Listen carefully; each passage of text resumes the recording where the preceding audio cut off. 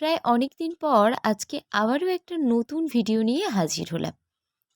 তোমরা যারা নদীর ধারে থাকো কিংবা নদী তীরবর্তী এলাকায় ঘুরতে গিয়েছো, তারা অবশ্যই এই মাছটাকে দেখে থাকবে। পাঁকের উপর হালকা মেটালি রঙের এই মাছটা খুব ধীর গতিতে বেয়ে যায়, কিন্তু এই মাছগুলোকে ধরা অতটা সহজ নয়।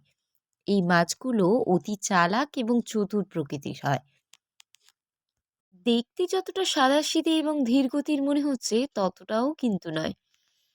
এই মাছগুলোর ওপর হালকা আকাশি রঙের একটা ছোট ছোট বিন্দু রয়েছে, যা দেখতে কিন্তু ভারী চমৎকার লাগে। আর এই মাছগুলো নদীর এই পাঁক কাদার মধ্যেই থাকে, যা নদীর শোভা আরো দ্বিগুণ বাড়িয়ে তোলে।